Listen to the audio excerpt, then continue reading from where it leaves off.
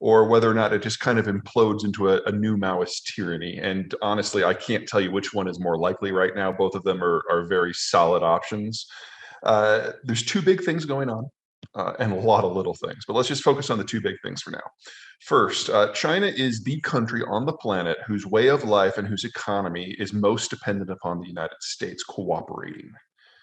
The United States is the country that makes globalization possible. We changed the way the world worked after World War II and allowed countries to go anywhere and interact with anyone else and participate in any supply chain and buy any commodity and sell into any market. If the United States goes home, which is what the last four presidents have been working towards, then the Chinese system loses the ability to import oil and raw materials and the ability to export finished goods. That means it falls into a pre-industrial state because China utterly lacks the military capacity to displace the United States on the global oceans.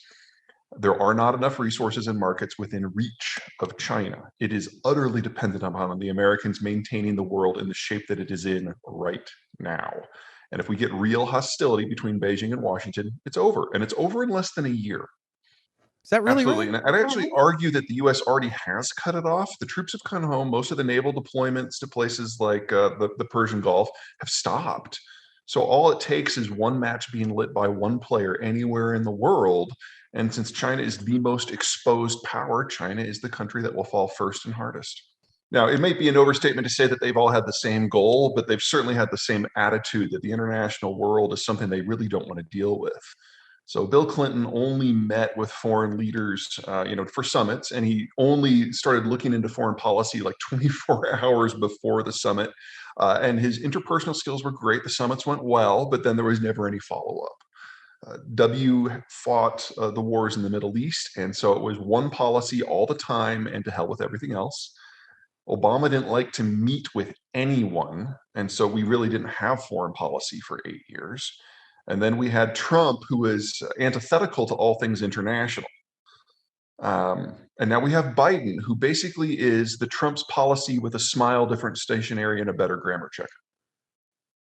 Well, the US military is going through what's the best way to phrase this? A bit of a crisis of identity. They haven't gotten reasonable updated guidance from the president since George Herbert Walker Bush. And so they're working with an old playbook, but the world's changed in the last 30 years. So they've been told that they need to be able to fight a major naval conflict within sight of the Asian mainland.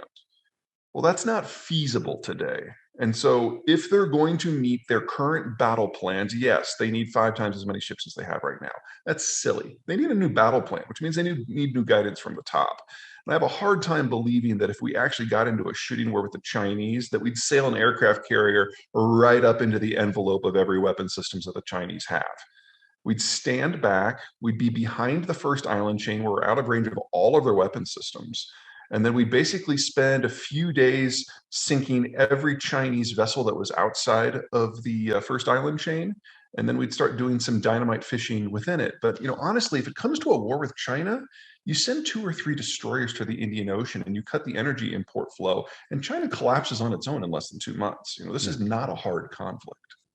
It was far more involved with that. We kept the world safe for all commercial transport.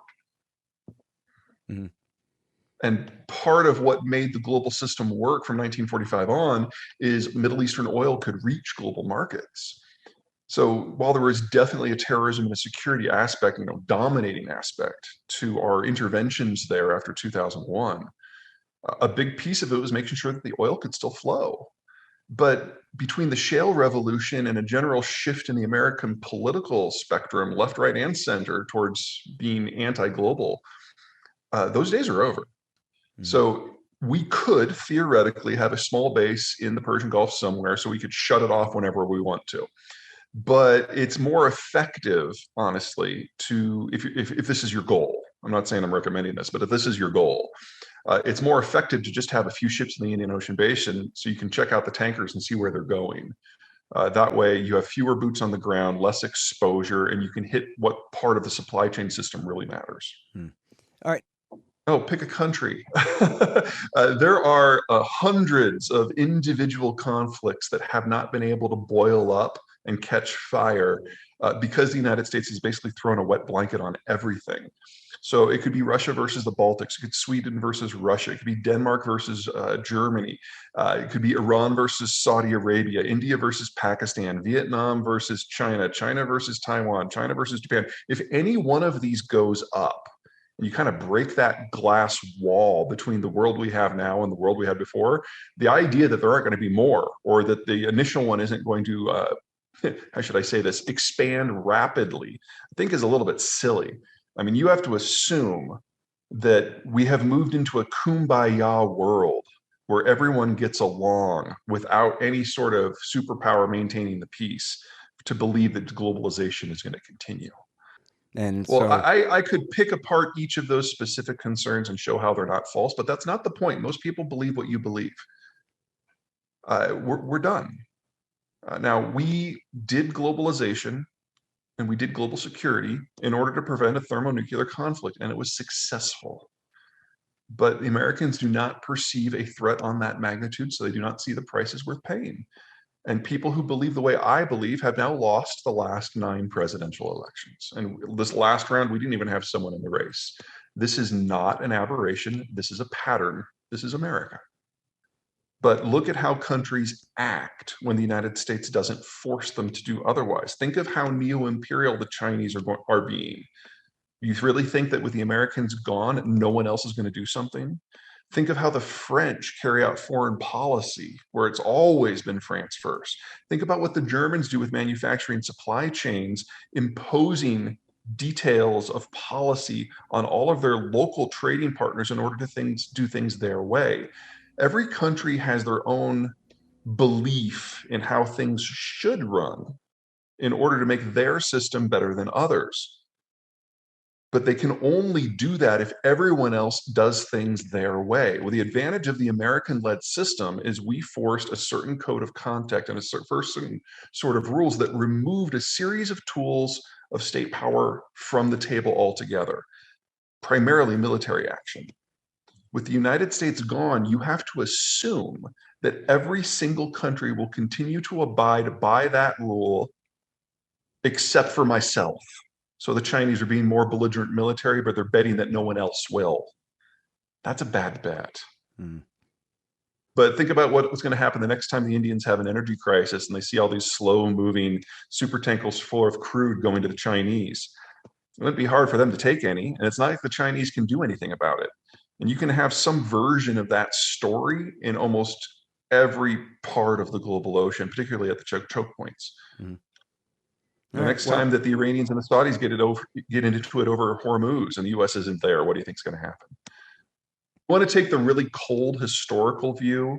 This is actually working out really well because when the Shia majority has been in charge of Iraq, they have always screwed it up. They have always led to the collapse of the state. And so if you're willing to take a very cold anti-humanitarian view, this is perfect. They screw it up. They rule like they can, and they can't. Anyway, we're getting away from the core topic here. You want me to get into the second issue of why the Chinese are going to vanish? Sure, yeah. So, and when I say vanish, that's the word. They are literally vanishing as a people. Everyone's familiar with the one-child policy. It worked very well. If anything, it worked incredibly too well. And after having it in place for 35 years, we have a population bomb. And as of January of this year, according to official Chinese state statistics, China was the fastest